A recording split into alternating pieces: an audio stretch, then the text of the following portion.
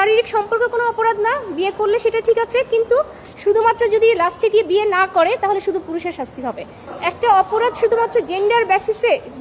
চিন্তা করা যেতে পারে না। শিশু নির্যাতন দমন আইনে 9 ধারায় মূলত রেপের প্রভিশনগুলো আছে, যে রেপ এবং গ্যাং রেপ এই প্রভিশনগুলো আছে, এবং রেপ একটা অত্যন্ত জঘন্য অপরাধ, এবং এই ধরনের অপরাধের সর্বোচ্চ শাস্তি মৃত্যুদণ্ড, সেটা আমরা সবারই জানা আছে। কিন্তু পরবর্তীতে দেখা যায় যে একাধিক মামলা এরকম হয় যে বিয়ের প্রলোভনে ধর্ষণ, এটা একটা নতুন টার্ম হিসেবে বেশ কিছু বছর আগে থেকেই চলে আসছে। এবং এইটার মূল কথা হচ্ছে যে একজন ব্যক্তিকে বিয়ের প্রতিশ্রুতি দিয়ে, একজন ব্যক্তি অর্থাৎ কোনো মহিলাকে কোনো পুরুষ বিয়ের প্রতিশ্রুতি দিয়ে তার সাথে সম্পর্ক করেছে, যদিও তারা দুইজন অ্যাডাল্ট এবং তারা নিজেদের ইচ্ছায় এই শারীরিক সম্পর্কগুলো করেছে, তবুও এই মামলাগুলো দেয়া হয় মূলত এই কথাগুলো বলে, এই ধরনের অভিযোগ করে যে সে ওই সম্পর্কটা করেছে শুধুমাত্র বিয়ের প্রতিশ্রুতিতে এবং বিয়ের প্রলোভনে পড়ে। এবং এই ধরনের মামলাগুলো চলমান তো থাকছেই, যদিও হাইকোর্টের একাধিক ডিসিশনে এই ধরনের মামলাগুলোকে ডিসকারেজ করা হয়েছে, তারপরেও এই ধরনের মামলাগুলো চলেছে। শুধু মামলা চলেনি, মামলার ব্যবসাও ভালোই চলেছে।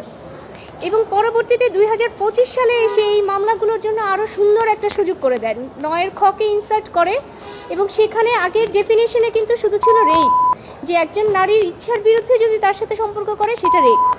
অথবা তাকে ভয়ভীতি দেখিয়ে অথবা প্রতারণার মাধ্যমে। 9 খয়ে এসে সুন্দরভাবে সুযোগ করে দেয়, একদম স্পষ্ট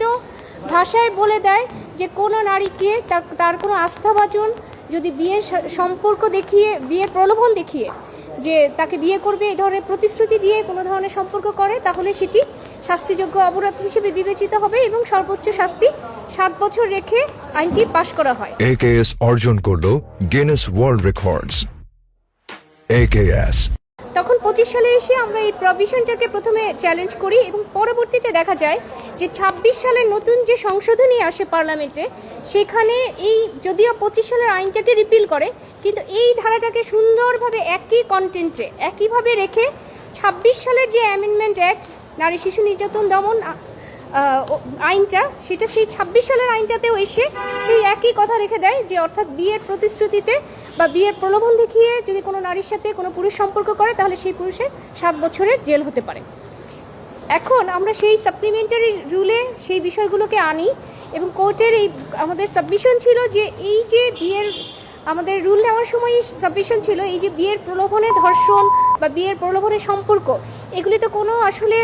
আন্ডার 18 কারোর সাথে হচ্ছে, এই বিষয়গুলোকে আমরা আনছি না। কিন্তু যখনই 18+ হচ্ছে, অর্থাৎ একজন নারী যখন নিজেই